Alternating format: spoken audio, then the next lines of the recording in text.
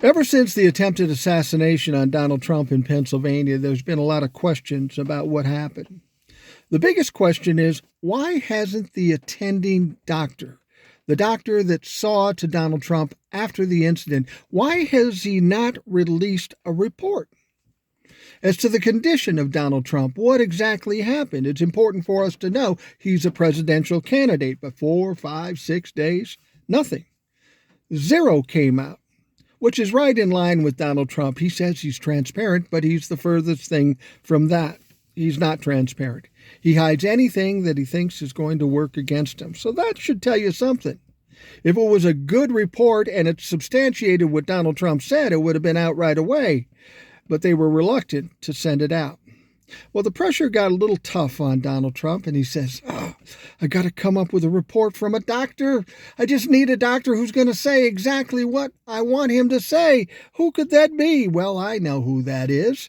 That's Dr. Ronny Jackson, or as Donald Trump called him, Dr. Ronny Johnson. I fucking don't know. Anyway, Ronny Jackson was the president's doctor when Donald Trump was in office. You remember him. He ran a pill mill in the Capitol. He said Donald Trump is one of the greatest human specimens in the history of the world, that he might live to 200. Yeah, this motherfucker's credible.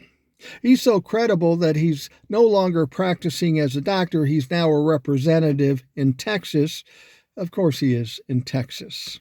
He's also the guy that was an admiral in the Navy who's now a captain because of the bullshit he pulls and how shitty of a doctor he is. Well, anyway, Donald Trump says, Ronny, you got to do me a solid. Write me a note so these people understand that I was really injured. So Ronny writes up this fucking stupid note. He wasn't even the attending doctor, but he's got a doctor in front of his name. I don't know if that's legitimate anymore or not, but everybody thinks it is. So he writes this note basically saying, oh, it was traumatic and there's some bleeding and Donald Trump is struggling. And they post it where all good medical records should go, on Truth Social.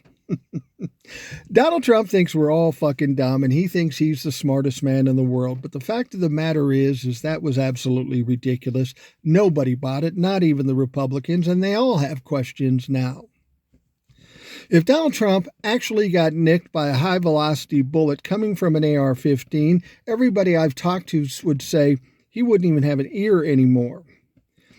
And we know that he's been covering it with a maxi pad, but he pared it down a little now, and now it's just a Band-Aid. Well, Donnie, if you got shot with an AR-15 and you can cover it up with a Band-Aid, you didn't get shot with an AR-15. I'm just fucking saying here.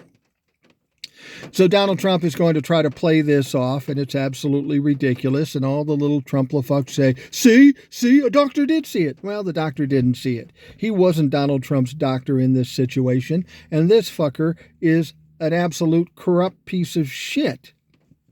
Way to go, Texas, electing him. Don't make the same mistake in 2024. Kick his ass out. Still a lot we need to know about this shooting. All I've said this all along. Show me the ear and show me the report from the doctor who actually worked on it. And then I'll tell you what the fuck I think about it being real or fake.